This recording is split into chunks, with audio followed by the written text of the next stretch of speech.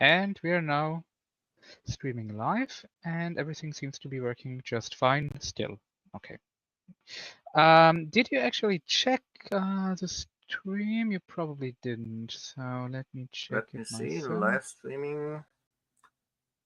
Oh, I mean, low it's bitrate? low bitrate. Yeah, probably because I switched from the starting screen to the end screen, to the normal browser source, which is, basically because I've only had a black screen with a bit of text. The bitrate was very low, so that makes sense. Yeah. But Okay. the bitrate should now stabilize. So this one still Unless it says doesn't. If it doesn't stream starting, stabilize, let me please check stand it. by. Let's see what's happening on actual streaming link. Yeah, this looks good. Yep. Okay. Let me open it up. All My right. machine as well. Quiet, please.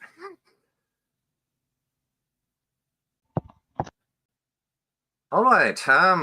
Welcome back to X2Go, the spread 2024, aka Winter is Coming.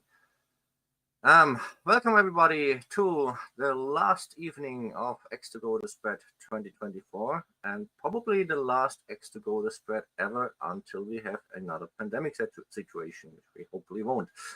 As you can see, we started a bit later than expected, around 2030-ish.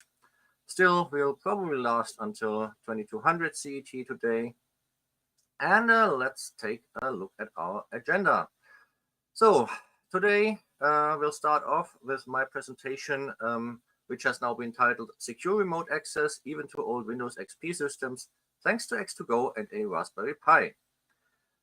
This will be followed, hopefully, by Mike and Mihai and possibly Yuri discussing the No Machine NX-Libs update from Arctica to X2Go's Heuler repo. And finally, if anyone is still in the mood and time permits, we'll try to clean up our bug tracker some more. So let's start. Secure remote access even to old Windows XP systems thanks to X2Go and a Raspberry Pi. Now, why is RDP or VNC a security risk? Well, ransomware attackers are moving away from emails with dubious attachments to poorly secured remote access, which can be located via the internet search machine called Shodan.io, but also via regular port scans.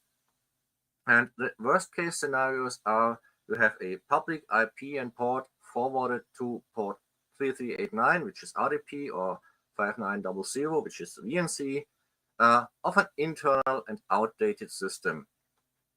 Another bad scenario is you are running a commercial firewall or a secure mobile access system, which with unpatched security flaws due to the machine being end of life or your support contract has expired or whatever. There are multiple reasons why people run such dangerous setups, ranging from simple sloppiness, no money, no time, no clue actually, or they just can't be bothered. Another issue, or another reason why you might have such a dire situation is that you're stuck with an embedded system or appliance that cannot be upgraded without losing its certification. So you do not have access to up-to-date TLS or SSL encryption, or in the case of RDP, no network level authentication. There's also a certain laissez-faire attitude. People saying, why would anybody target us? Well, what they actually mean is, why would anybody target us specifically? And the thing is, those hackers usually don't target you specifically. They are basically firing a broadside and you're in their way. So this is not like risk or chance when you're buying a lottery ticket. This is comparable to playing Russian roulette with 6 live bullets in the barrel. And yes, Windows XP is still alive in the year 2024. Looking at the top 4 categories of Windows XP systems that are still in production use as of 2024, number 1, ATM, so cash withdrawal machines. Number 2, medical equipment, MRTs, CAT scanners, things like that. And those are machines that are certified to run only with the specific version of Windows that they were shipped with. And you usually are unable to upgrade it to a newer version or install any patches at all. You lose the certification or at least the support from the manufacturer. Top 3 is point of sale terminals, so cash registers at the usual fast food joints and so on. And number 4, industrial control systems. And this can be anything, even up to nuclear power plants or hydropower control systems. So installations where you may cause severe environmental damage or even cause death and similar destruction in the field. And yes, these machines run on Windows XP, as hard as it is to believe they actually do. If you don't trust me, here's the link where you can check my sources. So visualizing what we want to avoid, Windows XP directly connected to the local network and with full internet access. Now, I did not want to expose this machine to the internet by opening a port on my firewall. I'm not that stupid, but someone else actually did it for the fun and recorded a video of it. And you can find this video via the link at the bottom of this slide or via the QR code. And it only took a few minutes until the first malware was installed on the Windows XP machine. And there's a simple and easy way to improve your security, and that is to add a jump host in front of your vulnerable Windows XP system. A jump host running Linux with a secure shell server. So such a system supports state-of-the-art encryption technologies and also supports pluggable authentication modules, shortly known as PAM. This allows for adding two-factor authentication or multi-factor authentication without much effort. It also allows you to connect this machine to an LDAP or Active Directory infrastructure. But this comes with certain security implications. So I would not suggest you connect these machines to your production environment, so your regular Active Directory, but you set up a second one if you have multiple installations of such jump hosts, so you can keep them all in sync. But never ever connect these machines for authentication purposes to your regular production environment. Do not do this, please. So which additional factors do we want to choose from? Well, there are several options. The simplest is using a smartphone app. Those are usually free, like free as in beer and free as in speech. But there are also paid versions of that. And there are, of course, several versions of hardware tokens, like you can see here. This little USB plug as a keyring, or a RSA Secure ID hardware token. On the server side, we will use libpam Google Authenticator for today's demo. This is pretty easy to install and use. It offers recovery codes in case you lose your smartphone. And even though it's made by Google, it does not phone home, and it's completely open source. Now, if you don't want to use your smartphone for authentication or for generating the second factor, there are also hardware TOTP generators available from several vendors. These are an option if you can't or don't want to use your smartphone, or if you want to use this TOTP protection in conjunction with a password manager. So you store your password encrypted on your smartphone, and in that case, it would be a terrible idea to store your second factor on the smartphone as well. this would reduce both to a single factor once again. So don't do that. And if you're using online banking, home banking, there's at least one manufacturer that offers a device that can be used for online banking and generating secure TOTP tokens. All right, so setting up a SSH server that is two-factor enabled, we'll proceed like this. We'll assume that we're working off a Raspberry Pi OS 12 or Debian 12 with the SSH daemon already set up and running. And our user root is logged in either via SSH public private key pair or logged in locally at the console. So you have a screen connected to the Raspberry Pi or whatever you're using. For the latter, please be sure to assign a password to the root account and log it again once you're done. You cannot do what we're showing here using sudo -i from the Pi account. You will log yourself out, at least when you have a simple typo somewhere. You will log yourself out. You cannot move home directories while you're logged in as user Pi. It will break a lot of things. Just trust me on this. To follow these instructions, you must use the actual root account. So, as user root, please run apt-update and apt-install NTP and a libpam Google Authenticator. Both packages are part of the standard Debian and Raspberry Pi OS distributions. As root, at the line shown here at the bottom to the end of the etc pamd sshd file, and this will turn on the two-factor authentication for all users, but only if they attempt to log in via SSH. So the local console will always work without the second factor.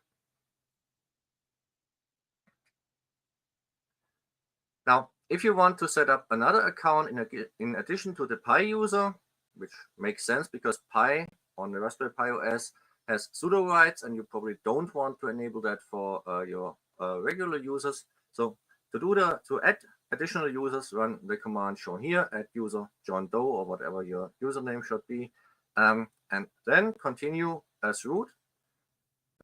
Edit the file etc ssh sshd config and verify that these three parameters are set. So they might have a leading hash sign. If so, remove that. Or they might be set to different values. In that case, please change into the values shown here.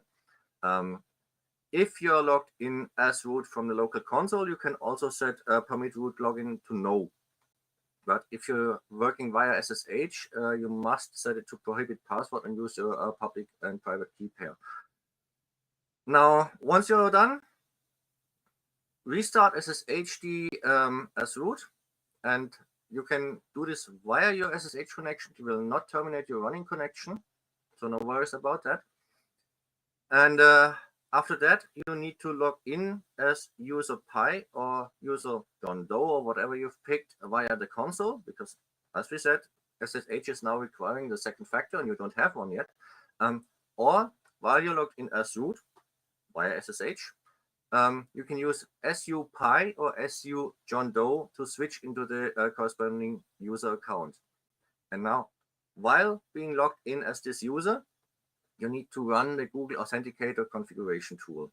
So once you're logged in, type Google-Authenticator, and the configuration will start. And it is really simple because you basically just have to answer all yes/no questions with yes. The first one is the one that asks you if you want the token to be time-based.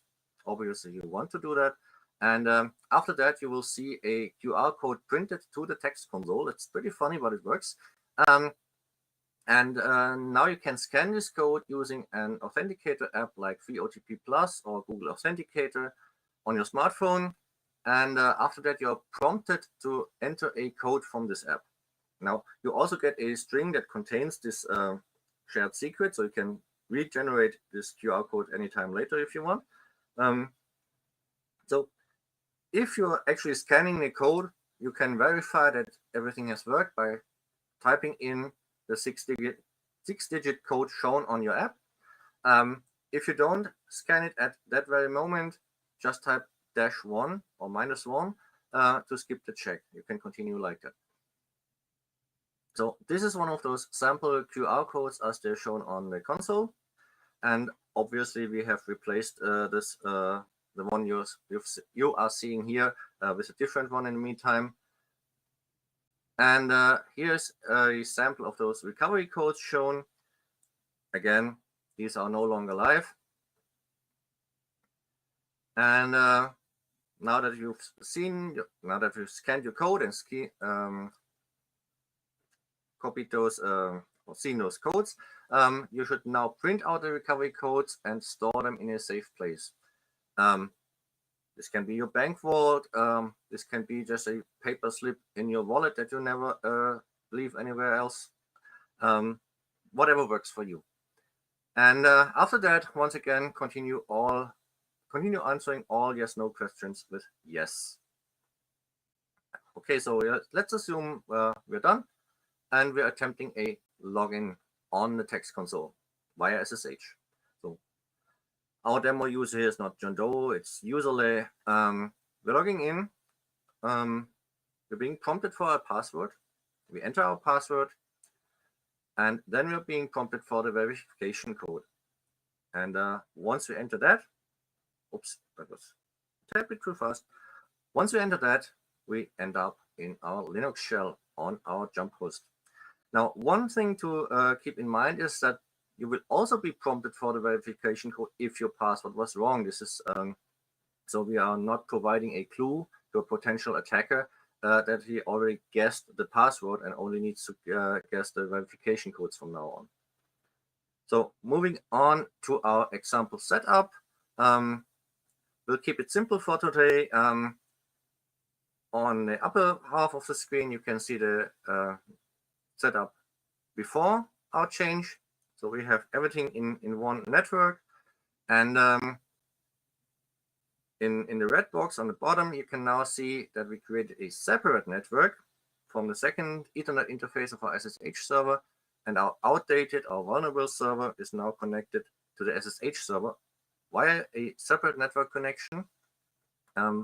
Basically a direct crossover cable between the two machines, and is no longer part of the local area network.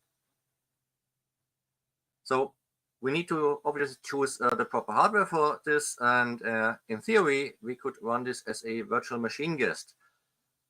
But this is a security risk, as several exploits like Spectrum, Meltdown, and Rowhammer have shown. So it's better to use dedicated hardware, unless, of course, you only want to use virtualization for easy failover. So you have two VM hosts, and you're moving one single virtual machine back and forth between them, and have no other virtual machines running on them. That's okay for this, but do not mingle virtual machines on this machine where the security VM runs. So you could rummage through your storage, maybe dig out an old PC, add a second network card. Yes, this would work as well, but the power consumption of older hardware can be an issue. Commercial embedded devices consume less power and are thus more ecologically friendly, but they are more expensive. And for occasional use and to protect a single device, like in our example, a low-cost device like a Raspberry Pi 4 or 5 will do just fine. Even a Pi 3 or Pi 3 Plus might work for you. And there are actually several ways to use a Raspberry Pi for this. There's also an embedded version of the Raspberry Pi 4 series, and we will be using that later on tonight in the demo. A quick look at the various solutions that are available. On the left, you can see a Raspberry Pi 4 in what is called USB gadget mode, where it is emulating an Ethernet card via USB to connect to the vulnerable XP machine. In the center, you can see a Raspberry Pi 3 with a USB Ethernet plug. And on the right, you can see a commercial embedded solution based on PC Engine's Alex APU or APU2 hardware. A quick note to our German-speaking viewers, we have an entire YouTube playlist covering all our German language presentations regarding this topic, with detailed setup instructions for all hardware types shown on the previous slide. And if time permits, we might also add a more generic introduction to the topic and one covering the embedded version of the Raspberry Pi you're about to see. So if you want to check that out, here's the QR code that leads you directly to our playlist.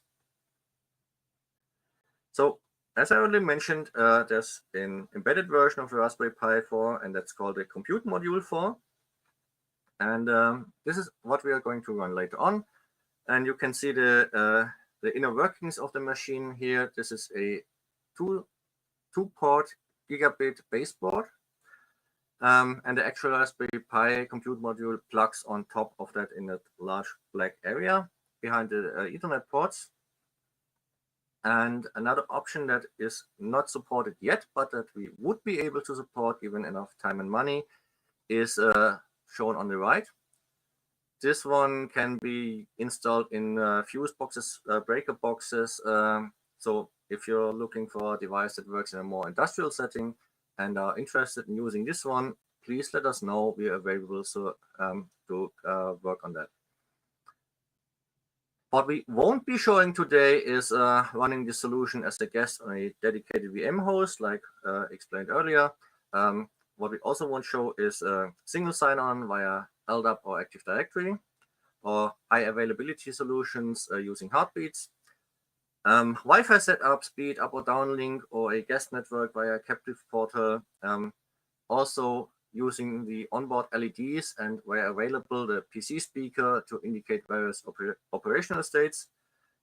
We are skipping this due to time constraints. So if you're interested in setting any of this up, but lack the skill to do so yourself, please contact one of the companies supporting X2Go commercially via the link at the bottom of the page or via the QR code shown on the right.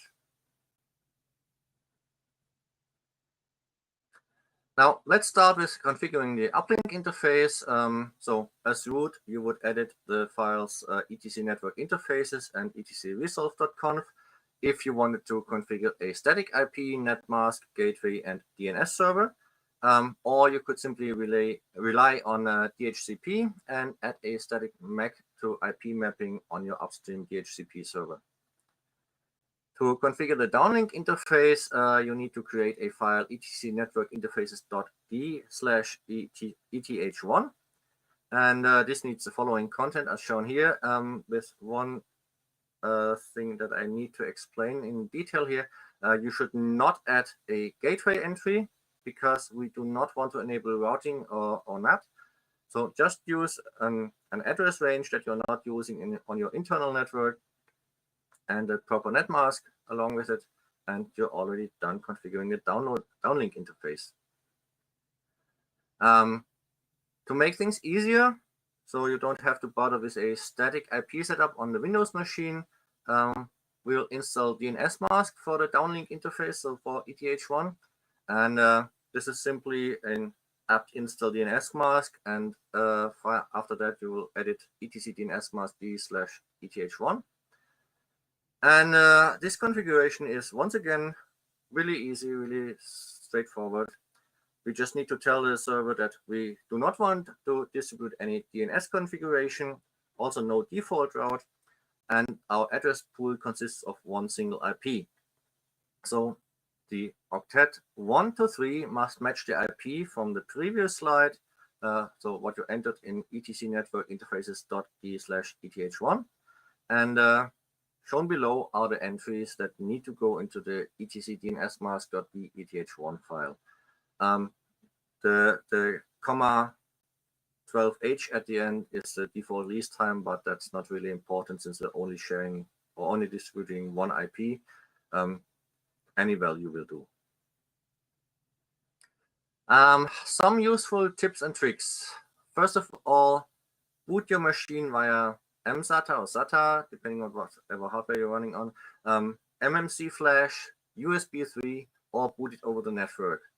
But whatever you do, do not use micro SD or SD cards. They have such a high failure rate that we cannot recommend them for 24/7 use. Now, getting network boot set up, that is a topic that is complex enough to warrant a completely separate presentation, but booting via USB or MMC is trivial. You might have to alter the boot sequence on your machine, and that's it. Second, use a hardware watchdog where available, and it is available on the Pi, on the Alex, on the APU and the APU2 machines. This will cause a device to automatically reboot if it detects that it's hung up. Third, install and enable the overlay root file system. So crashes, hangs, reboots, like triggered by the watchdog, won't corrupt your root file system, because the overlay file system will be on top of your actual file system, which is mounted read-only, and thus any crash will only affect the RAM disk, the upper layer with the RAM disk, which will be gone anyways after the reboot. Now, to install and configure the watchdog, once again, this is really easy. Install the watchdog tool package,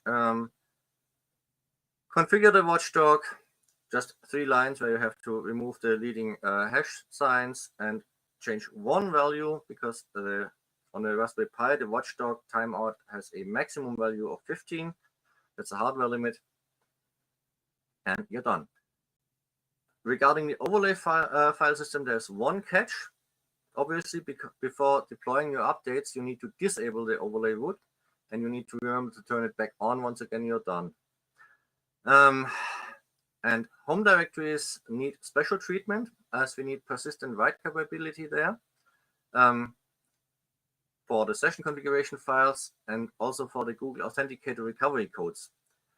Obviously, recovery codes are meant for single use, and thus they get deleted from the file system once they have been used. Now, if home directories were stored in the overlay root file system, a reboot would re-enable codes that have already been expired. So this would create a significant security risk, because you could just try to crash the machine, and once it crashes and reboots, you could try the same recovery code that you somehow got into your possession and just fire that again and again and again against the machine with passwords that you're trying from A to Z.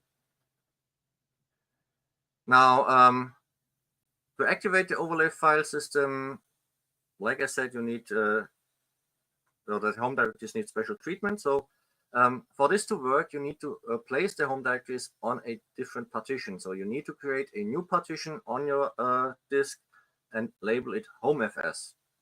And you need to format this with X4. And after that, you can run the commands shown here to move the home directories to the new partition. This is what will absolutely not work if you're using the Pi user and sudo.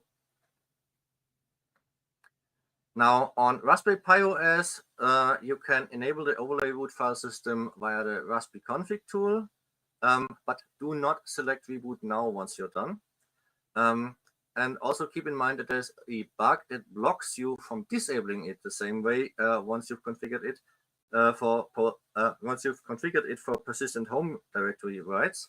But we do have a workaround for that. On regular Debian Linux, so if you're using a Alex, APU, APU2, or generic PC hardware, this obviously does not have a Raspberry config tool. So you need to install and as well as configure, patch, enable, and disable the overlay root file system manually. To make sure home directories are exempt, run the commands shown here, and these will also trigger the reboot once they've all completed successfully. To disable the overlay root, you need to use the following command line shown here. And reasons to do that would be you are about to install updates or additional software like X2Go server. So run this command. It will also reboot automatically once it's done. And then you can run your installer upgrade command. And don't forget to re-enable the write protection once you're done. Now, first of all, we can now use our two-factor enabled SSH server as a jump host to connect to a Linux server running X2Go server. Oh, sorry for that. That title should have been an English one. So this is showing a setup where we're using a client computer, which can be Windows, Linux, or Mac OS. This machine is running X2Go client. It connects to our SSH server. And in this scenario, the SSH server is simply acting as a jump host. It does not have X2Go installed yet. So from there, we connect to an actual X2Go server on our internal network. Now, this obviously won't help us with accessing Windows XP yet, but let's take a quick look at what such a setup could look like anyway. So to configure X2Go client in SSH proxy mode, you would enter the internal IP address of your X2Go server as the host. And after that, you would check the use proxy server for SSH connection box. This will start to display additional option fields. And for the SSH proxy, you would choose proxy type SSH. Now the host name or IP for this proxy would be the public IP address of your router. So you need to set up the port forwarding there, pointing to our SSH proxy. And you would also enter your login credentials like our John Doe, what we used earlier. And then you can connect to the X2Go server. This is showing an XFCE session running in desktop mode inside a local Linux desktop. And you can see the red box in a center top position. This is where you can see that this window is actually running on a different computer than your own. But you are not limited to displaying full desktops. You can also display single or published applications. This is shown here. Now we have 4 windows, 4 single windows on the screen. 3 of them, those with the red boxes, are the ones that are running on the remote X2Go server rather than on your local desktop. Now, moving on to Windows XP RDP, X2Go has built-in support for the out-of-date, insecure versions of RDP. In other words, those lacking network level authentication. And to avoid having to install another server, we simply install X2Go server and our desktop on our jump host, turning it into a graphical jump host. To install X2Go server, you can use the packages that are included in Debian stable or Raspberry Pi OS stable. Or you could go to the X2Go wiki and follow the instructions on how to install or how to add our X2Go stable or nightly repository and install packages from there. If you're using the Raspberry Pi as your installation base, keep in mind that at the moment, our repository only offers nightly builds. So the Heuler repository is the one that you want to use. We do not have stable packages for X2Go on Raspberry Pi in our own repository. Your distribution may have them. Okay, so now we have a jump host with X2Go server installed. So our client computer connects to the jump host, but uses X2Go running directly on the jump host to spawn an R desktop or Reminar session connecting to a Windows XP or Windows 11 machine. So for old Windows versions, we're using a built-in R desktop support. For NLA-enabled Windows RDP versions, we'll use Reminar, and we can also connect to VNC machines, so Windows Home running a Windows VNC server or a macOS machine. For those, we can also use Reminar. So to configure X2Go client for an R desktop connection, you would use the public IP address of your router, so your port forwarding needs to point to this IP. Your port forwarding needs to point to the internal IP of your machine, and you need to enter the public IP address in the client when you're connecting from somewhere on the internet. You would use your login credentials like discussed earlier. So in our previous example, it would be John Doe. And this time you need to uncheck the use proxy server for SSH connection box, because now we are connecting directly to the X2Go server running on this very machine. And the session time would now be connect to a Windows terminal server, and you would enter the internal IP of your machine running Windows in the field behind that. And if you try to connect to this Windows machine, you will now be prompted by X2Go client to enter your password, and after that to enter your second factor, and then you will end up in this screen. You can already tell from a part of the screen that I've marked here once again in red, that you're now connected to the Windows machine's login screen, and the window itself is running on the X2Go server, so on a graphical jump host.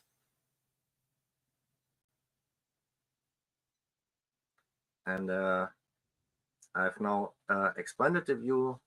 Normally, X2Go client would minimize to the background or to the taskbar, but here you can now see we have a running X2Go session, and this session is running on our proxy server or on our jump host.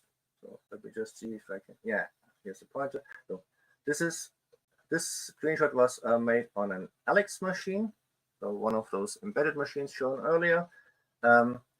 And now we can see that Windows XP is running on a different network than the one we are connected to. So here it says 192.168.123.2, while our connecting IP is 192.168.133.1. And to configure X2Go client to use Remina instead, like I said, we need to do this for NLA-enabled RDP connections and for VNC. You would again use the public IP address of your router, your login credentials. Again, you would not check the use proxy server for SSH connection box. And now you would change the session type to single application and then type out manually Remina in the second box shown on the screen. And once again, if you start a connection like this, you'll be prompted for your password and for your second factor. And once you connect, you will receive this view with Remina running on the remote machines or on the jump host, not on your local machine. And now Remina has a pre-configured Windows session shown here. This is something I did in advance. And the neat thing about Remina is I can save the login credentials for Windows XP inside Remina. So these credentials will never leave the jump host. While if I were using the built-in RDP mode of X2Go client, and I tried to save username and password inside X2Go client, they would be stored unencrypted on the machine where I'm running X2Go client. And if you're using mobile devices, this might not be the smartest thing to do. So this is another advantage of Remina in this use case. So we double click the Windows XP entry, and now we are prompted for the username and password. If we do not store it, if we had stored it, it would connect directly to the desktop. And let me just show you this on the next screen. So again, we have now our RDP connection inside Remina. We have the Remina control screen over here, and we have X2Go running those two Remina windows on the very left. And again, the IP is of our separate network, while X2Go client is connected via a different IP. And this is a connection to a Windows 10 machine, a Windows 10 home installation, so it does not support RDP connections. And that's why we're using Remina. And you can see there's a VNC server installed on this Windows machine, and we're connected via VNC to this Windows home machine. And it's also possible to have several connections active at the same time. So we have a connection to Windows 10 home, as well as the Windows XP connection in the background. One single login, all the credentials stored inside Remina, and you can move between those running sessions with a click of a button on the top tab bars. So to sum things up, we only need a handful of free open source packages to set up a graphical jump host with state-of-the-art encryption and multi-factor authentication. We need libpam Google Authenticator and NTP. We need the watchdog package, and we need the overlay root package. These even for console-only mode. Then we'll need DNS mask for the DHCP server serving the downlink network. We'll need X2Go server and X2Go server X session for the DUI connections. So X2Go to classic RDP connections or classic RDP servers and to native RDP, native X2Go servers. And we need RDesktop, FreeRDP, and or Remina for Windows connections. Now, using X2Go client, we can thus offer John Doe a one-click solution, even for Windows, or even if you're using a Windows client, because X2Go client is also available for Windows and even in a portable mode, so it doesn't even need administrative rights on his Windows machine to use it. And this works with old and new versions of Windows Professional and Windows Server. And using Remina, it even works with VNC server, so you can connect to Windows Home and macOS machines as well. It's low maintenance because it doesn't need more than a handful of packages, so updates are scarce, and it doesn't take up much disk space. Our standard installation takes about 1.5 gigabytes of disk space, and if you add Remina and FreeRDP, you'll still only need about 1.8 gigabytes. It's free Libre open source software, so you have no licensing costs at all. The only costs you will incur are for hardware and electricity and for your time spent on the clock setting things up.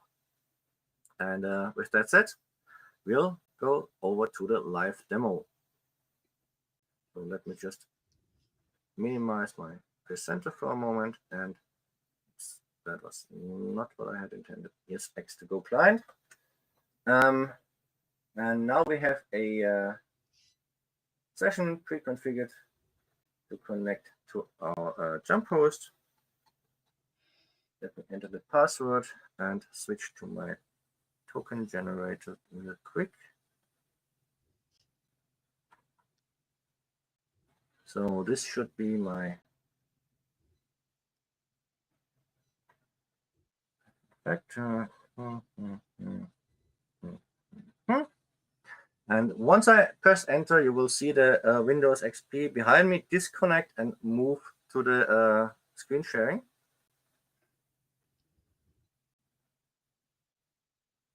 So it's starting the connection.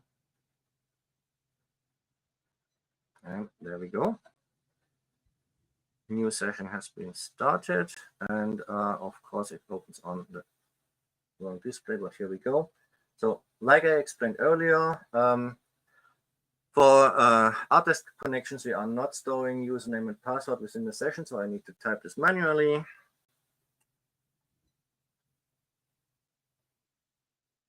And there we go. This screen goes black and goes into locked mode. And on the share screen, you will now see the Windows XP screen.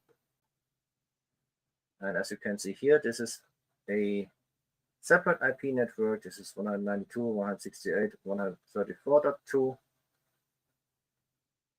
And let me just disconnect here. Disconnect. And let's try Remina. So here's one I prepared earlier.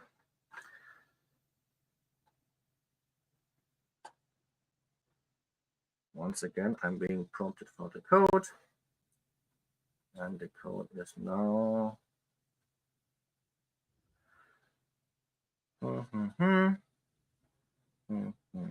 Let's hope I don't have a typo in there.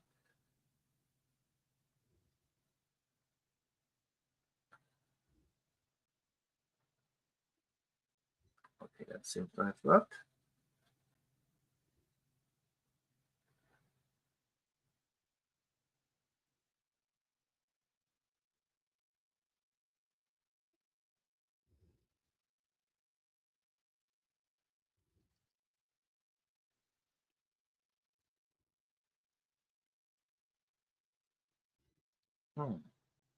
It's taking a little bit longer than expected, but there we are. There we are. So this is our webinar window running on our jump host. And if I double click the Windows XP session that I have pre-configured and stored, it should connect me directly without asking for another password or anything. And there we are again. And you will notice that this fancy, colorful Windows XP theme has been disabled. And it now looks more like a classic Windows 95, 98, 2000 era. And there's also no background image. This is because the session has been configured for low bandwidth mode. And this will make things a bit zippier and snappier. And I absolutely recommend doing this if you're not, if you're simply using it for system administration, not for things that require lots of graphical detail. So once again, we are in our separate network, and I'll disconnect the session, disconnect, there we go. And like I said, I could enter additional configurations here for VNC machines, for more Windows machines, Windows Home machines, whatever. But let's just end this once again and switch back to our slideshow mode. Where is it? Somewhere back here, I guess. Yeah. There we are. So that's fine. All right. So thank you for your time. Any questions? Mike, I've seen you've entered the room. I don't know if you were watching from the very start or if you dropped in somewhere in the middle. Somewhere in the middle, round 9, okay. I guess it was. So let me just show you this. This is the Raspberry Pi compute module in a self 3D printed case. And I can just unplug things because you don't need them anymore now. There we go. So, air vents, and I can slide this open, and there's this little. So this upper part is the actual compute module, and it's connected to the baseboard with the 2 gigabit ports and the USB power port over here. And close it, just slide the lid back on, and you're ready to go. Yeah, nice and handy. All right, so I'd say, oh, that's oh, I picked the wrong screen. So this is obviously not up next. We are not continuing with the bug tracker cleanup. We are continuing with the NX-Libs update after a short break. So just give me a minute so I can get something to drink and to eat, and then we'll be right back. Yeah.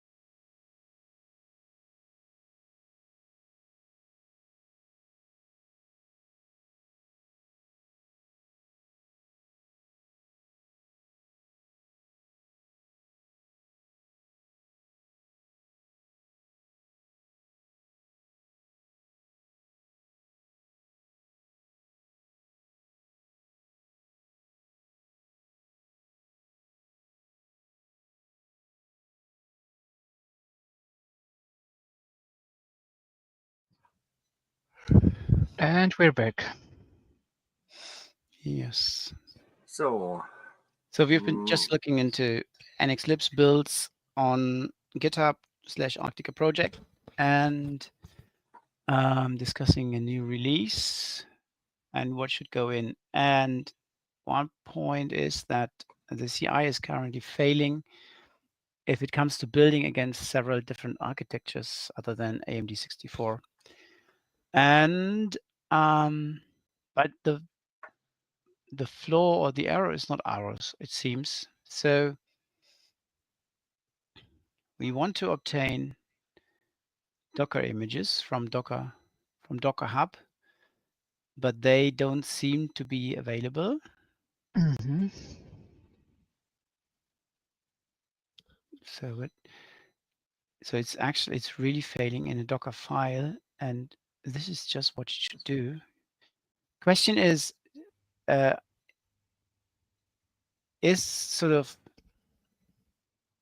are several images on Docker Hub gated these days? So if I remember correctly, they wanted to have some sort of a paid scheme or some gosh, I just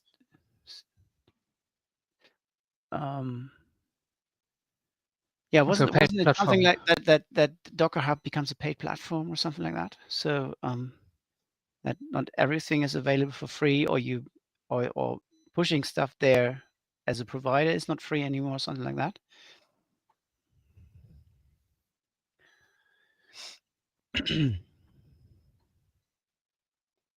So here's an authentication actually against the Docker registry. Yeah. Internal no match for platform and manifest not found. Okay, that's a workflow file. Okay, ARM-Arch64, Ubuntu 2204.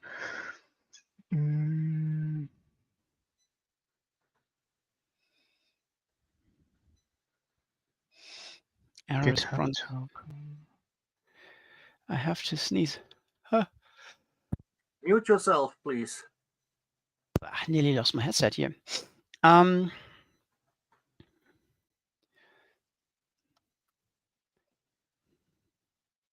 Yeah, how to fix the Docker manifest unknown. So it seems we're not the only ones having that. So what is Uraimo run on Arch action? It's probably a GitHub, yeah. Run on Arch, yeah. Use a GitHub action with your project. Okay.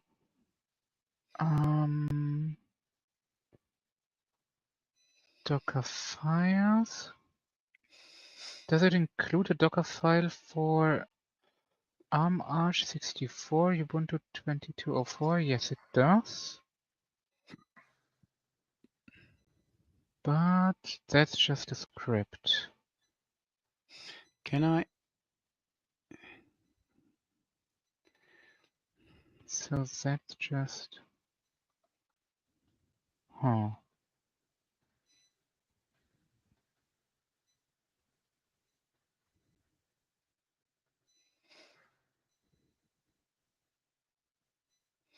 Can I download a Docker image? By what? I always use Docker Compose. So do we have Docker image? Pull. Here it is, and then I pull ARM64, pulling no matching manifest. I get the same error actually. No matching manifest for Linux AMD 64 in the manifest list entries. Yeah, okay. Okay, but then I should be able to go to the honeycomb and pull it from there. And pull it from there, yeah.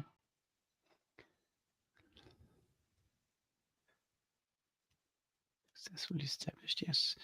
Honeycomb.nwt. Okay, Docker. Do I have Docker installed on here? Apt-get install Docker IO. Yes.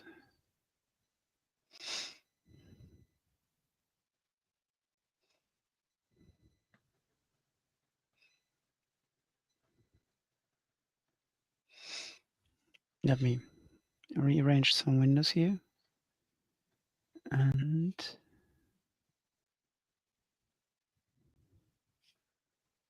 But I can't just download the manifest or whatever that might be.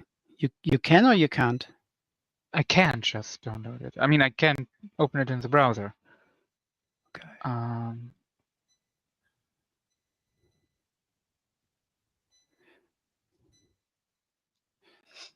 So screen sharing is going on. But it says download it for you. Okay. So where did you see? Where did you find the manifest file? No, I didn't. I didn't find it. Okay, what's that?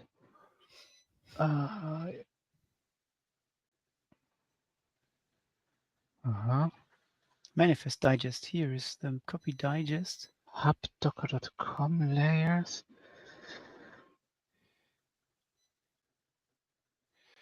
But I can't. Oh wait, just reject all cookies. I can't click on anything here really. So let's see. Docker image pull.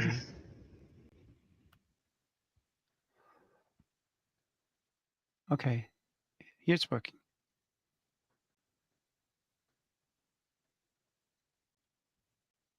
Okay.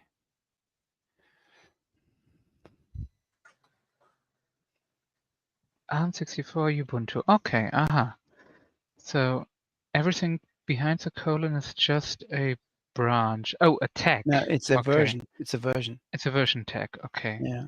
And it does have 2204, which is also called Jammy or Jammy 2024-09 11.1. So that's, yeah.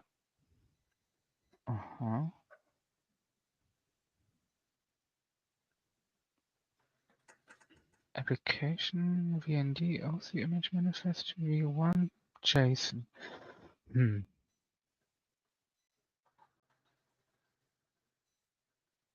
So, but we're Supported not. architecture with AMD 64. PPC 64 as well. Yeah.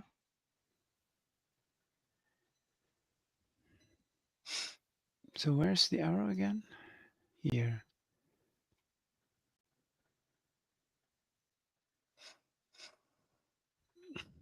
Yeah, so this works basically. I can pull the image and it's there. Unless you're on the wrong architecture for.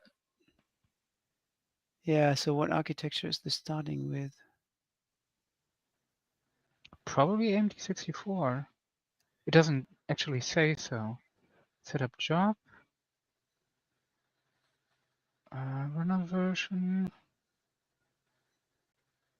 Build on Ubuntu 2204 ARM Arch with GCC.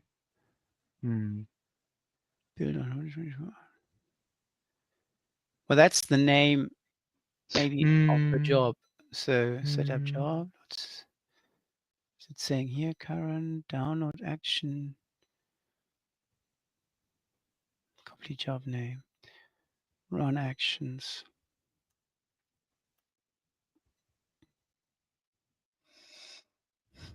Getting Git version info. Initialize the repository. Disabling automatic garbage. Setting up auth.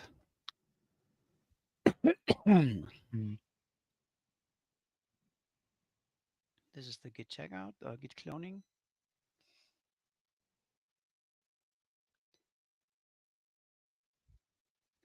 So and then this is all git build artifact.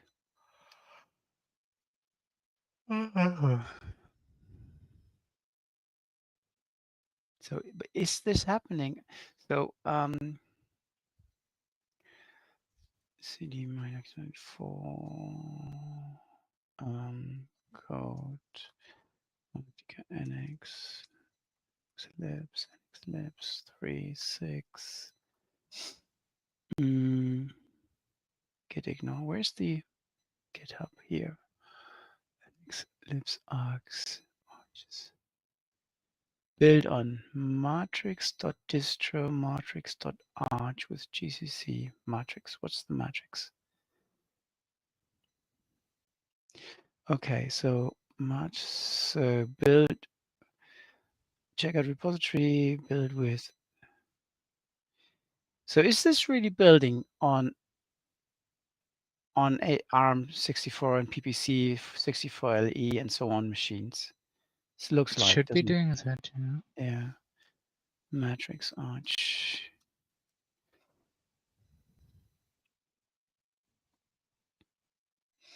And where is the Docker file?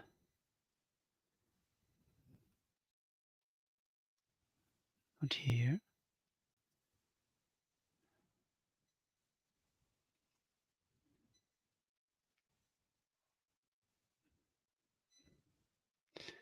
So we have matrix container, CC version, matrix CFG container. So it uses Ubuntu :version.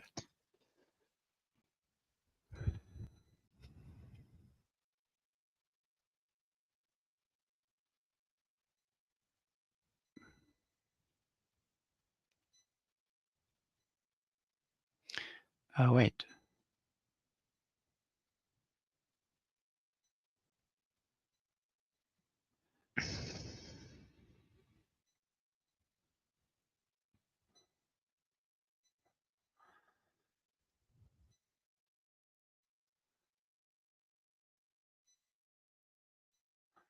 Wait.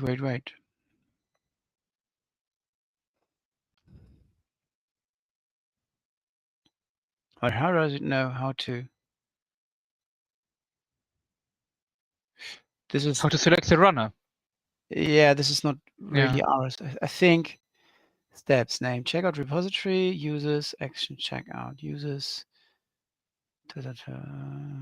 run arch action name build artifact ID build with.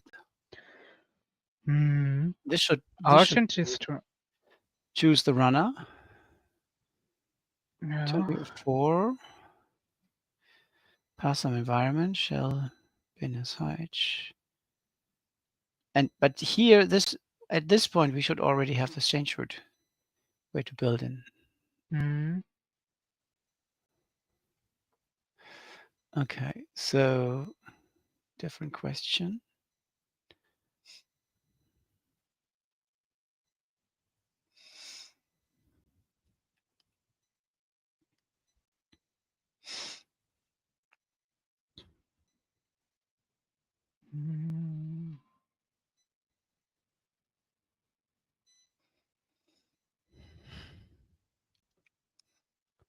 Okay, I can take a look at successful builds, right? Yeah.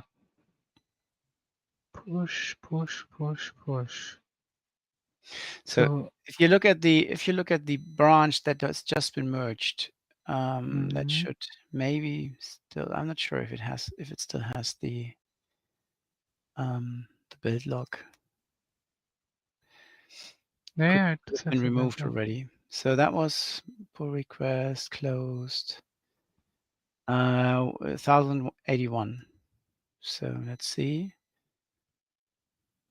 Enhancement. I can't see. Let me see the commits on this. The references to CI successes or failures are removed. Labels, projects, milestones, development. No, actually here, there's a tick mark. That was pushed.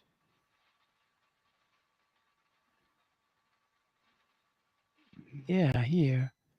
And there. I can send you a link, Mihai. Here's the job. Oh, here's a job that succeeded, but I think the build log is gone. Yeah. No, the build log isn't gone. Here. If you Look in the workspace thingy. Work adventure. Take a look at that, because this is actually This does have a log file, and the weird part is that it has different build steps essentially. So it starts with setup job. The other job does too. Then Oh wait. it Where's goes to that coming from? Merge? Wait, why did this? But this is, yeah, but this is different. It's a different YAML file, and it's the AMD64 builds. So that is completely yeah. different cup of tea. Okay. Checking Docker Oh, version. okay. Clean up resources from user. Create local container.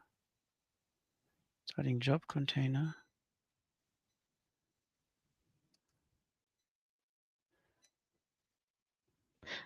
Because this is okay. NX-Libs CI diff arch is a different YAML file. Okay. Mm. And NX-Libs CI is just building natively. Okay. So basically we'd have to NX-Libs okay. Well, did it work? Did it work for his branch? Yeah, that's the one I sent, but it just shows that it was successful, but it doesn't show the log anymore. Which probably has been too long ago. Okay. Sorry, tired. Yeah, so but that's basically the blocker. So and also we have received automatic MRs from Dependabot, but they are also so that they update your GitHub actions regularly, like automatically. And but they are failing. All of them are failing with the same CI problem. Actually, wait. Yeah, it's just a different order here.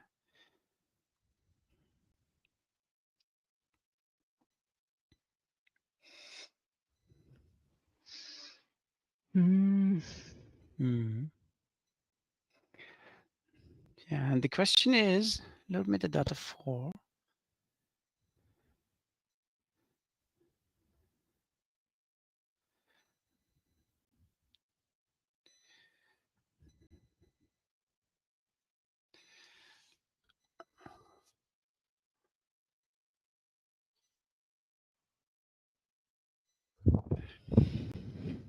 Fail to solve. Let me just see if I can. If I look for this complete expression. Docker, Yeah, I haven't found anything.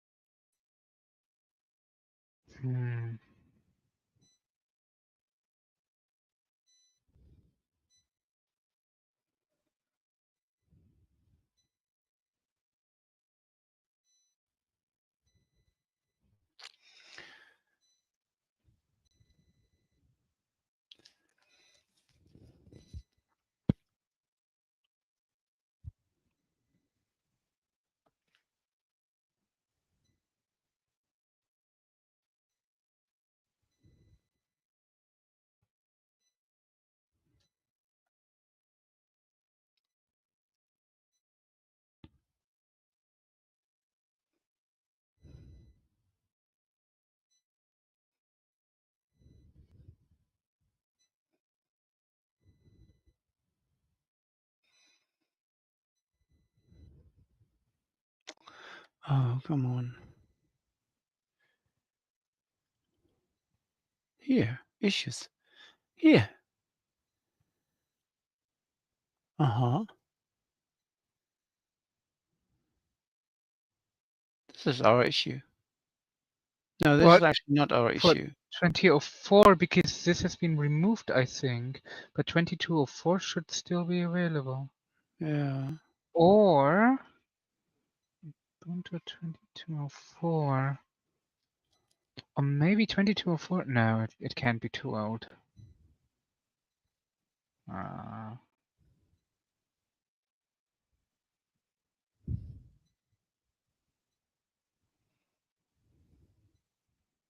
This is October 21. Hmm. Uh-huh.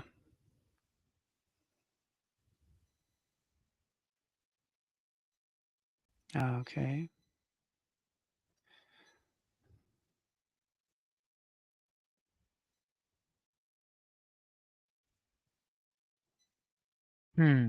Okay.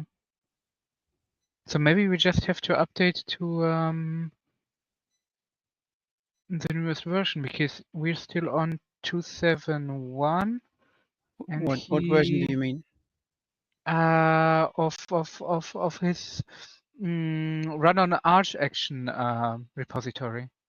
Let me see. So Wait a he's sec. Wait a sec. Wait a sec. Wait a sec. uh, So we have received a merge request for that as well. This one? It's actually this is yeah, successful. Oh, right. Okay. Oh, okay. let me do. Ah, I didn't see that. I thought both were red actually. Well, I don't know whether this actually fixes it, but compatibility verified. Okay, where do you see? Oh, all checks passed. Okay. Oh yeah. It also works for the different architecture stuff. Okay. Yeah, interesting.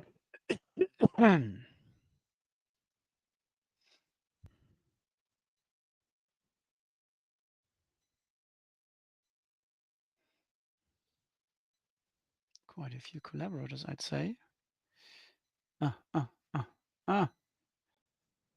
Come on. Is it capital? No, it's I always forget. No, it's capital. Oh, come on. Huh? Okay, check out. Mm-hmm.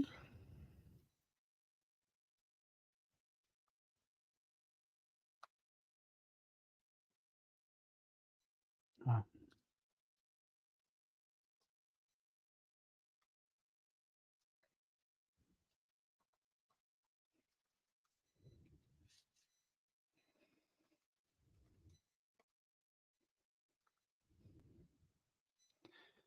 Huh? Hmm? Oh, wait.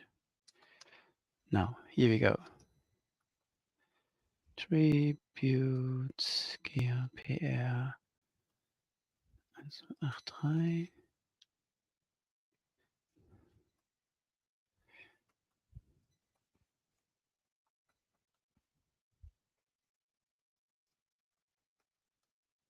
Oh, komm schon.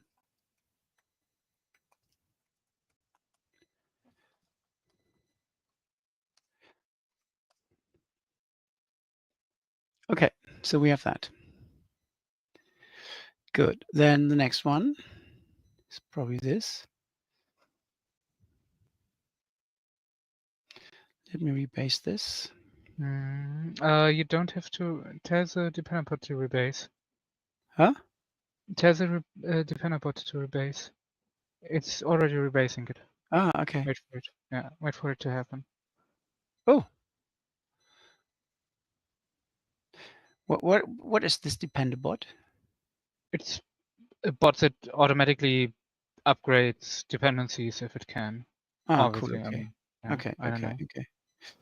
I don't Good. even know what actions checkout does, and what has changed from version 2 to 4, but you know. Yeah, but it's a GitHub specific thing, right? Probably, yeah. Yeah, looks like. So let it just rebase and wait for it to be done. Oh. You can also trigger a manual rebase if you comment with add depender bot rebase. Yeah, it says so after. Yeah, but it's already doing this, so you don't have to ping I it see. again.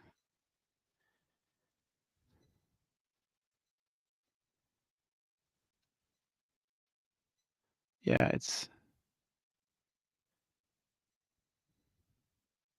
resolve conflicts. Mm. No. It will automatically resolve conflicts. Don't think so. Yeah, it should. Should be Come able on. to. Come on. I'll do that. Git checkout. Dependable. What's the branch name? GitHub actions. Actions checkout for base 36x. Git status.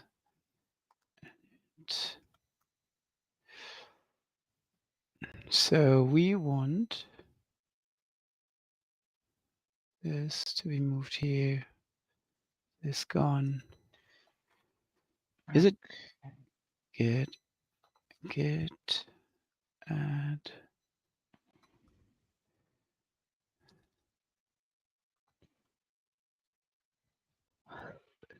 Raspberry book form. is it so with the hyphen here? Mm. This should be without hyphen and the other one. I mean, it was before. It was before, right? Git push origin. Yeah.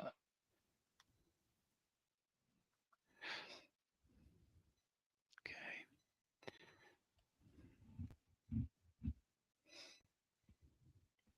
So it's rebased now. Come on. Mm.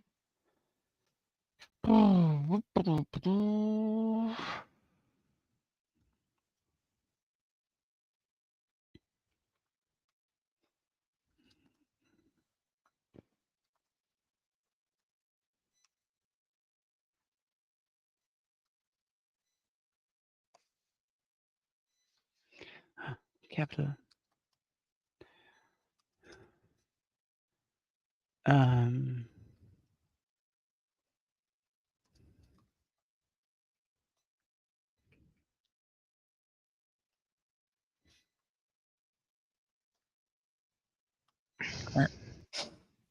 So, come on, get purple. Thanks. Okay.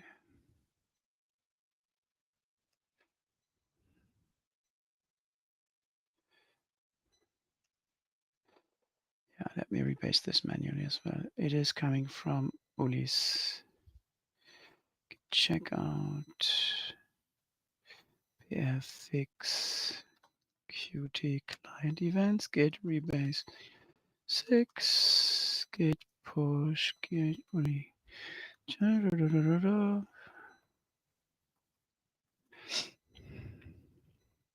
Okay.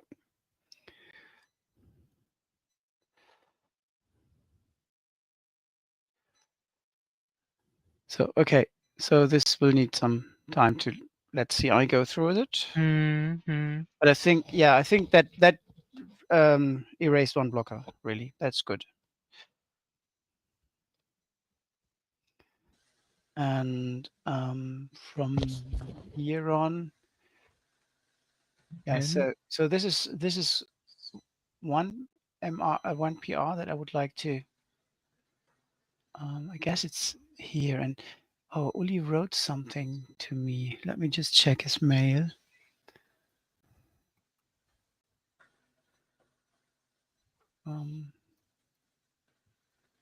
Ulrich? Nope.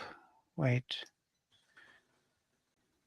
Not betreff from Ulrich.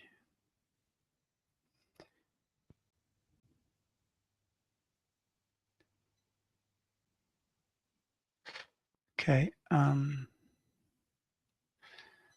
So this is number 1. So this one here, that there's a null pointer check missing in forward client Forward message. client. Yeah, maybe you can edit what I did. Forward client message. That is. This is forward client Forward message, I client. guess. Yeah.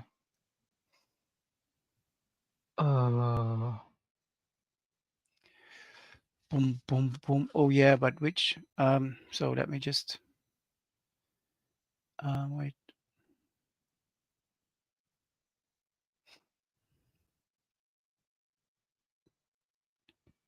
Pwin is 0 in forward client message. Okay.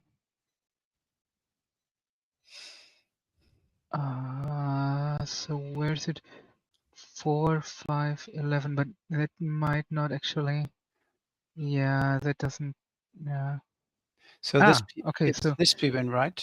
Yeah. security lookup window is probably returning null.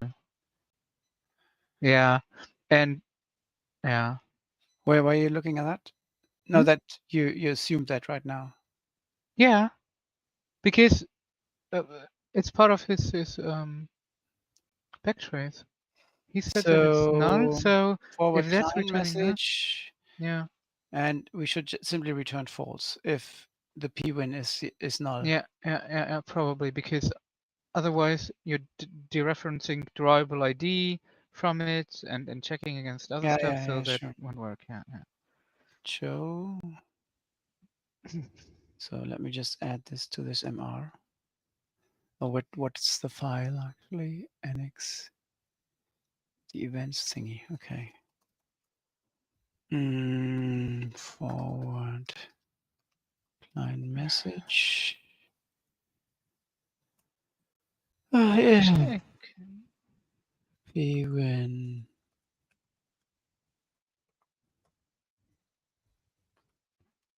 Shall we simply leave here?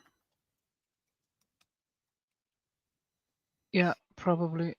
Or shall we sort of indent everything and we could also do like this if pwin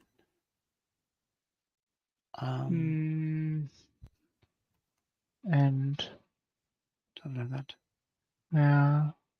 I like this better actually. Yeah, that's probably better, yeah. I mean, in the Linux kernel code you do it differently, but Let me see if we have an as branch. Oh, it's actually, yeah, false is returned. So Yeah. this one here, yeah? Yeah. And yeah, if pwin is not equal, that works, right? Yeah, okay. That works, yeah.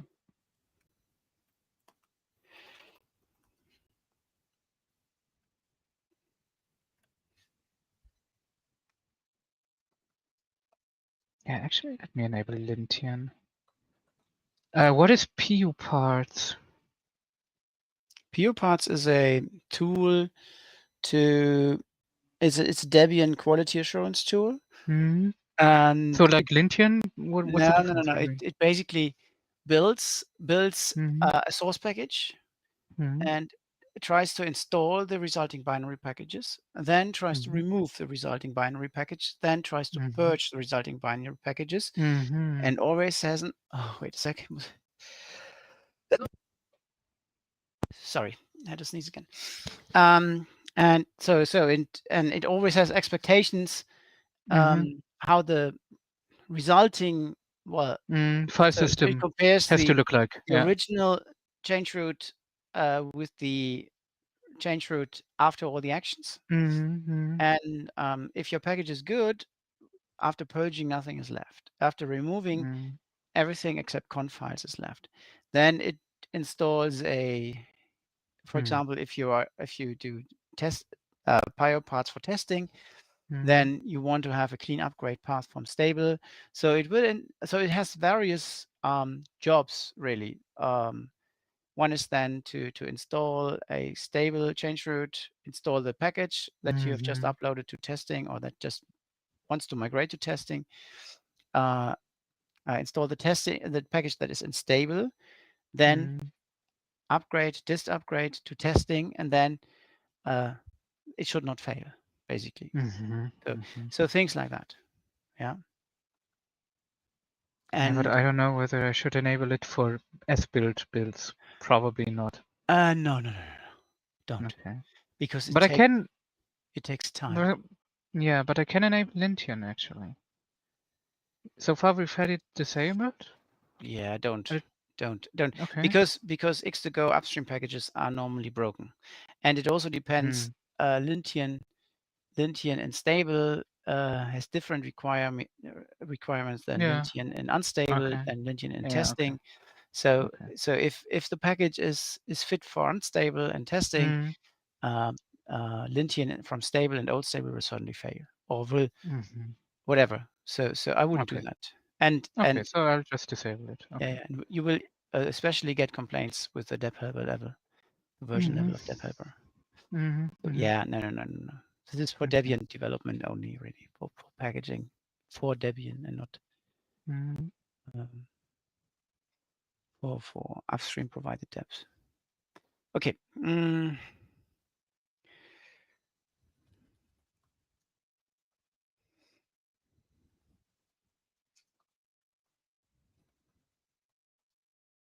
So building NX-Libs has taken about an hour and 21 minutes without uploading. It failed at uploading. Wait. But on how many cores? On how many cores?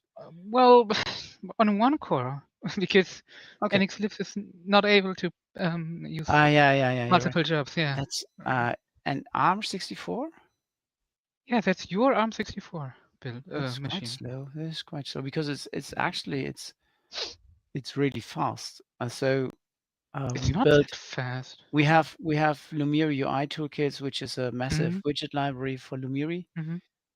It takes time to build, and it's so it's always, if I run builds, and they can run in parallel though. But if I run builds on my notebook, and my notebook is really, it's Core i7 and it's quite fast. And if I get bored by the build process, so which means I have to, start it, do something else, and return at some later point, then that means that the build is long. And Lumiri UI toolkit is definitely one of those. Also Lumiri, while it is not the build, but the unit tests that are quite time consuming.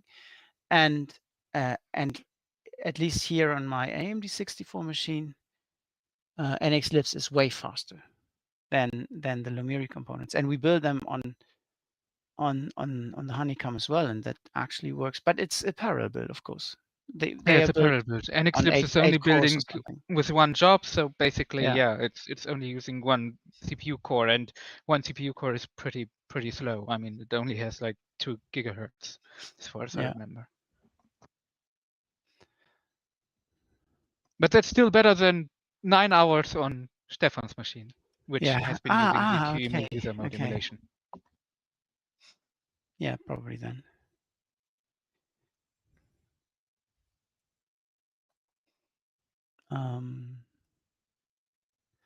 Wait a sec, where's the fixed by? This one here. Huh? Wait a sec, Uli. Oh no, this is a different MR actually. But interestingly, the Raspbian Buster build that that was started like a year ago on, or about 2 years ago on Japsund, also took 1 hour and 50 minutes to build. So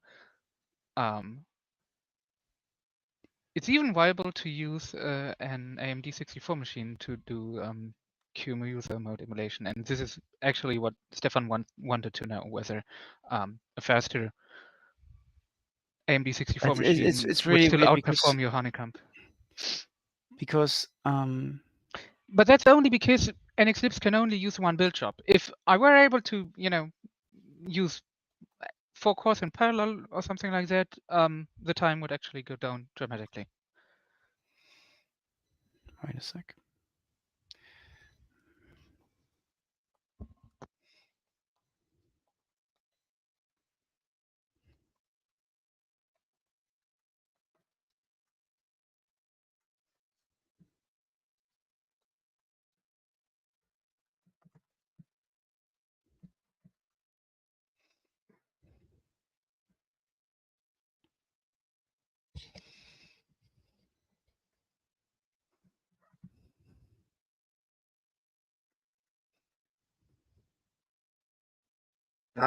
Folks, we are approaching 22:15.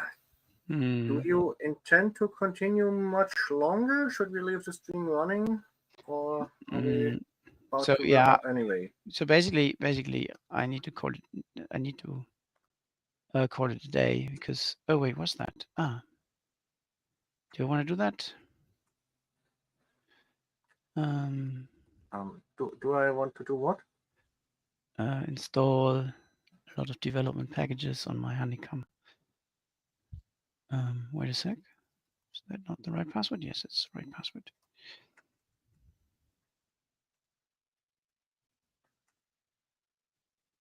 So for example, these unzip operations or g-unzip operations or xz or whatever, they are quite fast.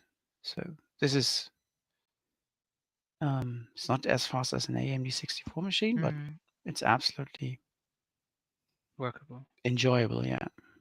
So yeah, thank you. Thank you. Ooh. It's restarting everything here. AlexNet, Alex. Ooh, okay. Oh, okay. Yeah, but I think Oh. the containers simply continue to run. I guess so.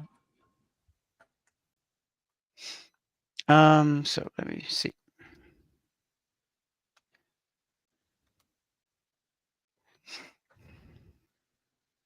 I just want to get an impression on how fast it really is. This is slower because this goes like Yeah. But this because is it's IO. only using essentially IO and only using one thread because NX-Libs is not yes, iMake. multi-jobs compatible. Yeah, this is iMake make. Yeah. Okay. Yeah. So double clean for whatever reason. Because it has to clean first and then apply patches. Yeah. And then it creates the source package, and then it creates the actual build, and then it does the actual build and cleans up again. Ah, here it goes. Yeah, okay. So this is way faster on an AMD 64 machine on my notebook. This goes like. Well, I don't even know whether the. I mean, I've also seen. Oh no, you've killed my LXC container. Oh, have I? Yeah. Oh, is it dead now? It's not dead. It restarted. It's resting. So, it's restarted. Ooh. Yeah. Okay. Yeah. So it also killed the Jenkins jobs. My UbiPorts friends won't like that. Okay. Shit. Yeah. But it didn't have any. Oh yeah. Okay. This is slower. Yeah. Okay. Mm. Okay. I get it. But yeah. I mean, it could be faster if it were compiling all these. This is doing it in code. parallel. This is parallel building. No, this is not parallel. Or is it? Yeah. No, it can't be. This if is it's NX-Libs, then it can't be parallel. It's NX-Comp. NX-Comp can build in parallel.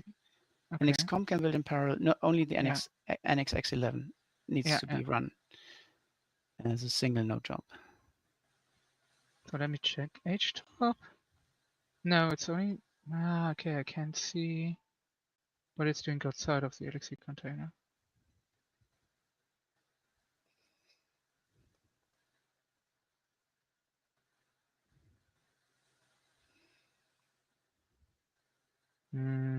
Okay, now it's actually only using one job too. Yeah, you're right. You're right. Because we've limited it to one job globally.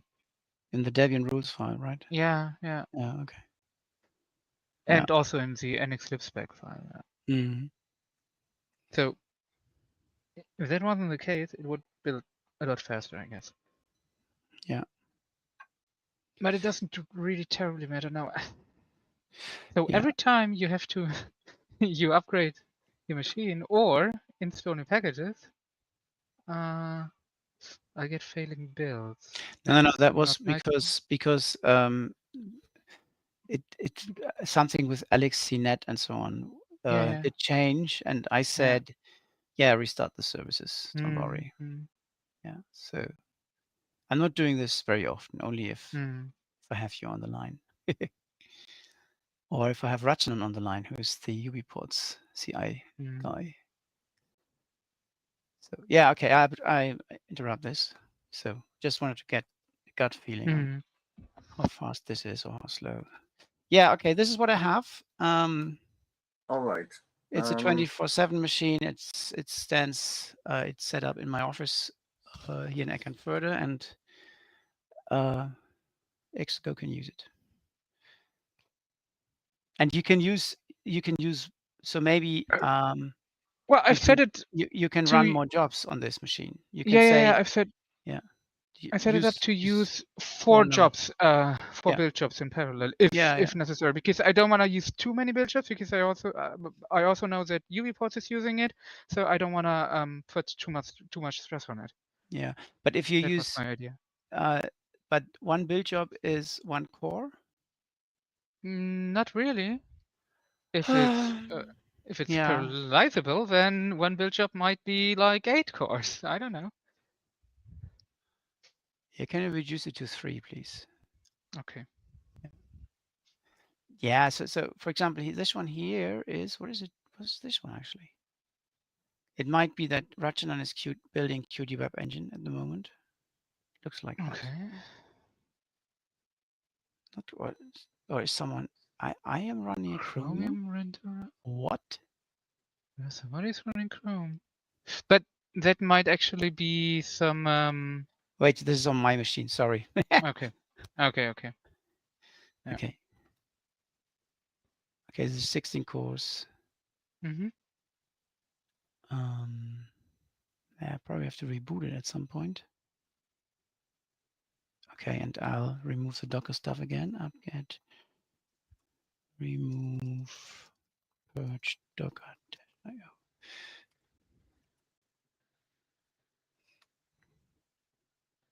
Containerd not removed.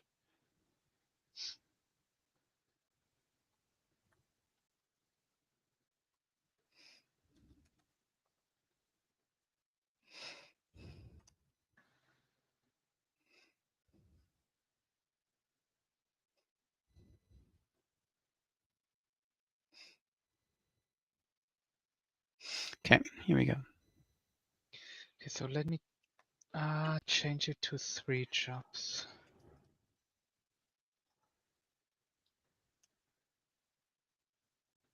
So let's see. I pushed again. And yeah, so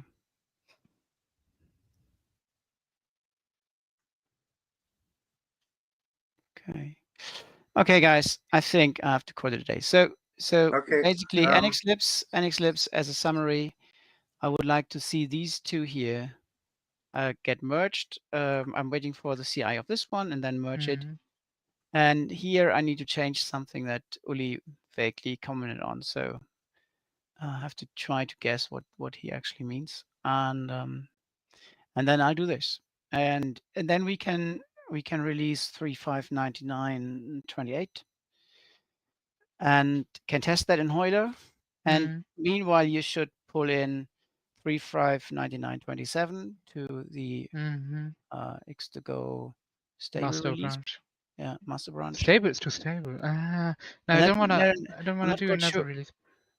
Now the question is, we have Euler and we have what is it? Main stable. Yeah, no. Main stable. Yeah. It's we call it stable. Yeah, or you wait, we test. But the thing is, if we, whatever you know what. I mean, it doesn't. Yeah, it doesn't really matter. I can wait till .28 is released. Yeah, and then it needs some testing, but I think we fixed. So the merge request I reviewed at the gathering was really massive, and he many cleanups, many yeah, memory. I think I've seen memory leak fixes and stuff like that. So yeah, and as you probably know, he's working on a GLX 1.4 Oh, okay. Mesa. I don't know what Upgrade. version. Lib input 2, lib input 2. So input extension version 2, and all these kinds of things. So here's something in the drawer that might become a game changer for desktops like GNOME and so on. Because it could be that they run again. Also, we have what is input 2 is needed by. I don't remember. There was an application that needed input 2, which was sort of important to me. Probably things like well, Chromium-based stuff. I don't know. It was VS Code and it was other something stuff. like Rustdesk or not Rustdesk. It was something that was sort of like, ooh, I want to use that on an X2Go session, and I can't. So that is in the makings, and I'll probably have to give Uli a ring at some point and see how he's doing, and if he needs some help or whatever, because it might be that we have a month of inactivity customer wise in Free Software GmbH, and we might maybe then invest some time into that, helping Uli on that, because that would be really cool. Okay. Mike, are you done sharing your screen? I can unshare it. There's the work adventure. Yeah. Okay, so I hope you can see my screen now. I figured out that we won't be releasing a new NX-Libs version in Autica today, but hopefully soon. Obviously, step 2, pull new release into X2Go's Heuler repo, depends on step 1. And the only question that remains is what fixes and improvements can we expect?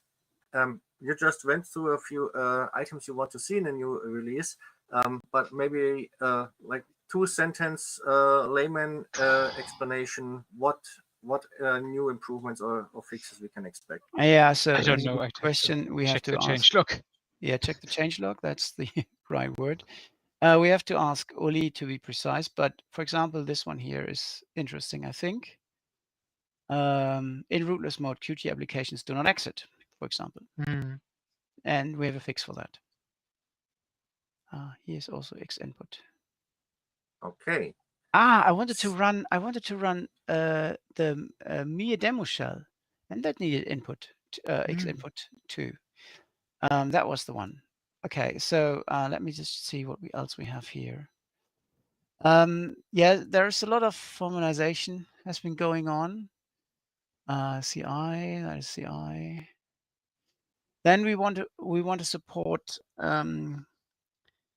writing using NX dialog to write a custom text into the caption, which is the window border basically.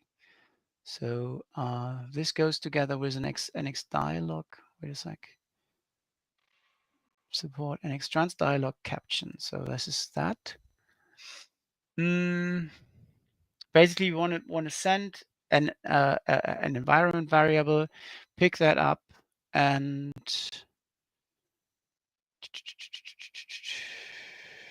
the story can be used to override the default caption prefix for agent calls to NX dialog. By default, is unset. The caption prefix gets set to NX. Yeah, okay. So if we have an X2Go session, there's the window is NX dash. It's only used if the proxy is running in server mode or if NX comp code is. Anyway, we want to change it to X2Go. And so this is in the makings. Then we have, let me see what this is. So yeah, improve debug test output. simplifications, coding style cleanup. So code removals, align identical code, very similar, use shorter markup to retrieve. So this is a lot of cleanup stuff. Test debug. No. Drop unused function. Make switch so static is only used. Make switch turn a boolean. So we have a lot of functions that return an int, but it's actually not 0 or 1. So these have been turned into booleans, which means the checks are easier to read.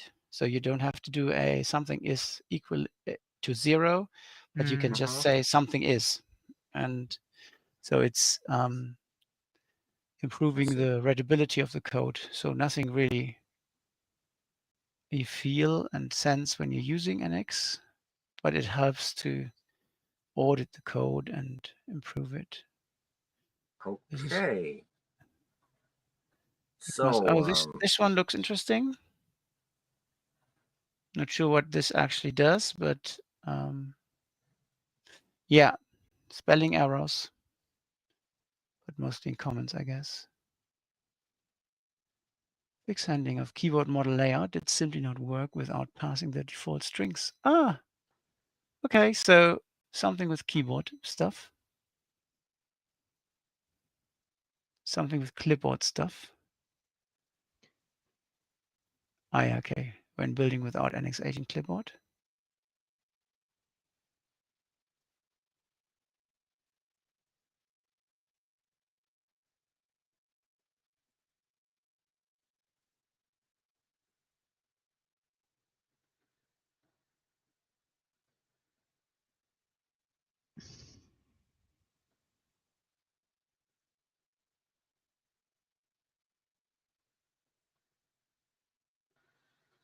okay.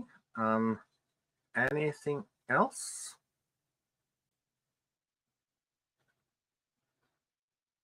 Right. Hello.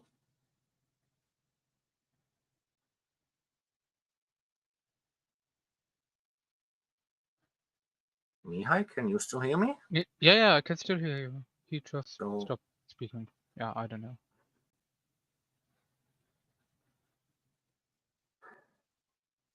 okay, maybe he turned off his microphone because he has a family situation.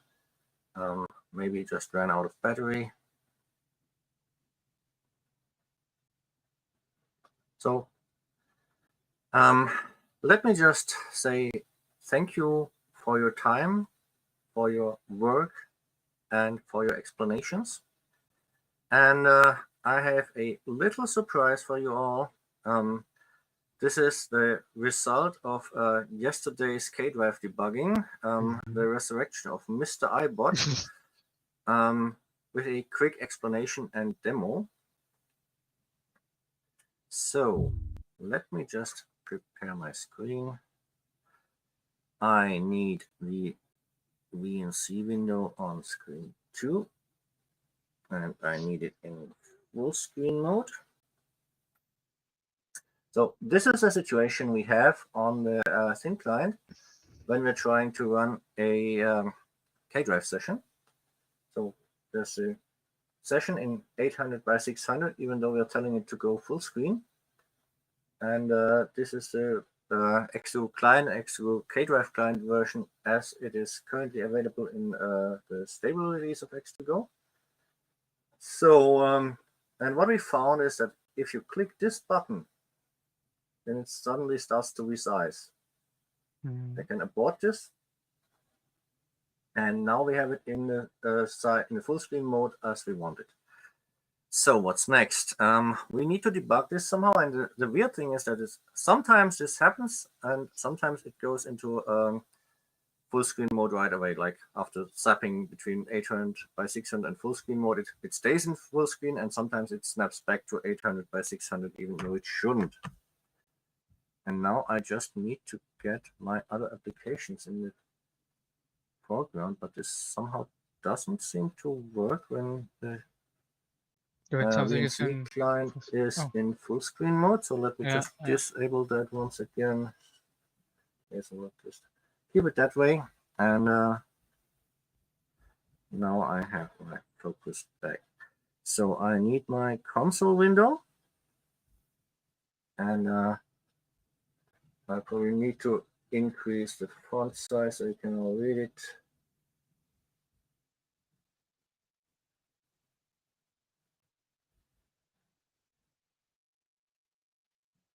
That should probably do it. So this is an X11 VNC server running on the thin client, which is generating this output that you can see in the background. This is the VNC client started on the command line, and this is the Mr. Eyebot script. And I'll start it, and now it starts another X11 VNC session on the default port.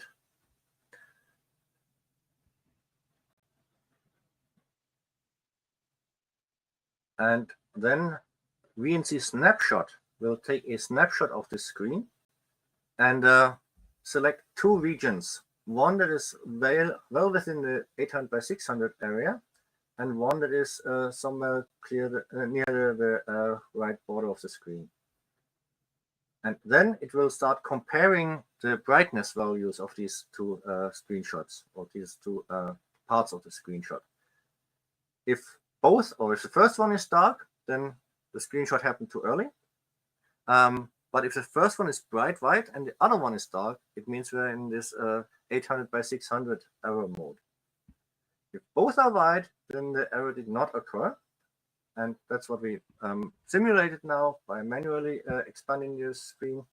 And now I detected that both areas are white, which means it will terminate the X2Go session on the X2Go server, and finally reboot the thin client, which is why X2Go, why the VNC client has now stopped working. So now it's entering a loop. It's waiting another 150 seconds for the client to reboot, and then it will try reconnecting again. And this client, in conjunction with the software version, will always run into this error on first try, while others won't. So we can be sure that on the next try, we will see the 800 by 600 screen again. And let me just see if the machine is already up and running again. No. I just keep trying and trying.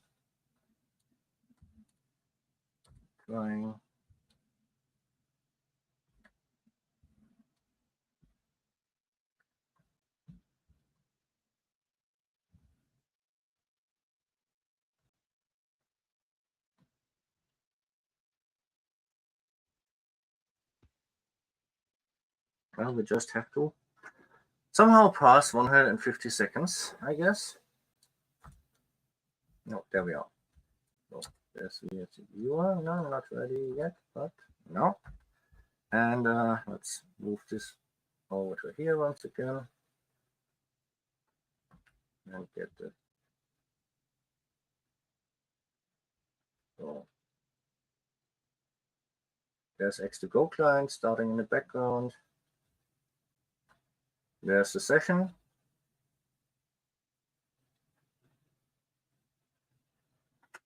And it seems to be taking some time.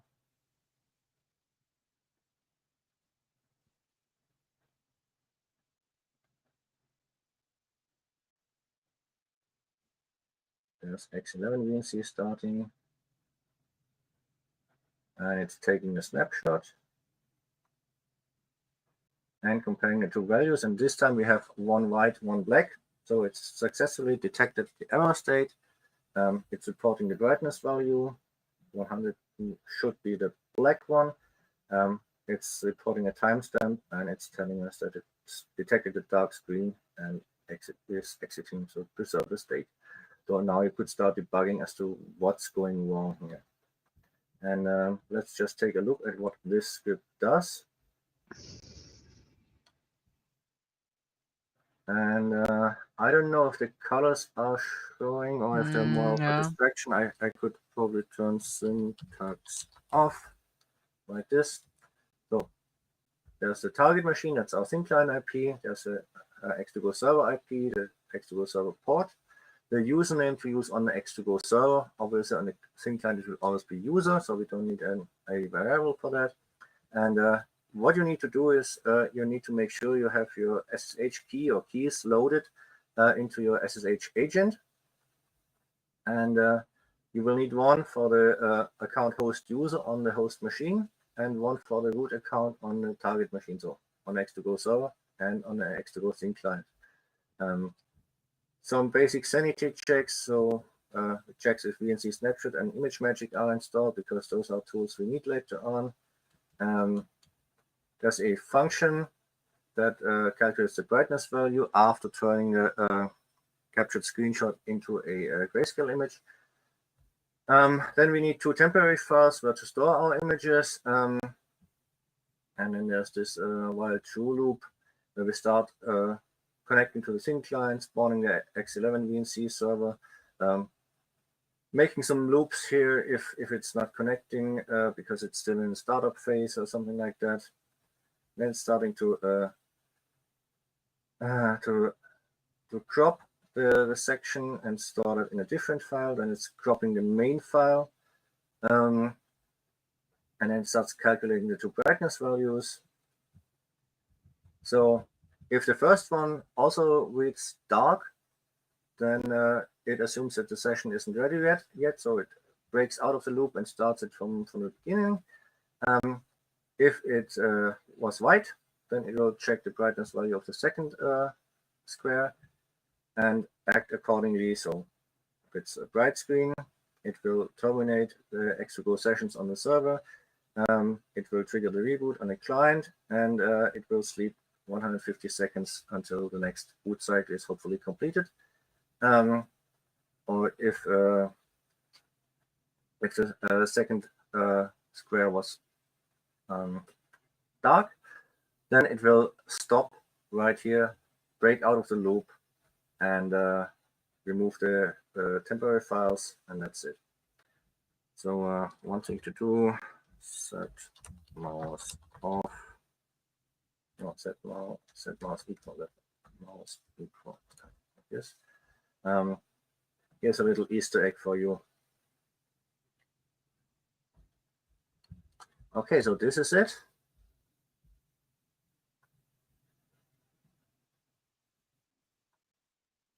Oh, Mike just checked in via Telegram and told me that his Wi-Fi is set to shut down by 22:30, and that's why he was forcefully locked out of the conversation.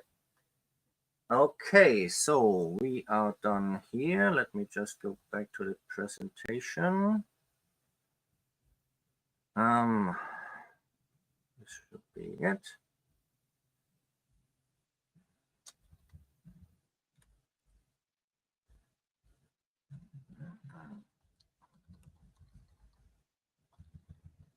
Like so.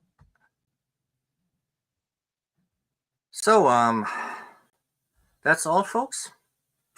Thank you for your time and effort, and hopefully see you at one of the real-life events scheduled for 2025.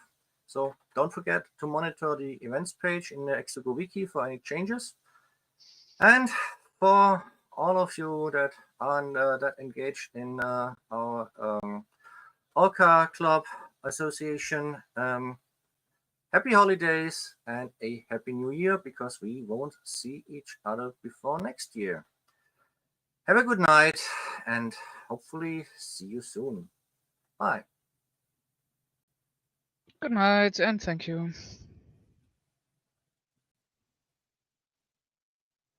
Okay.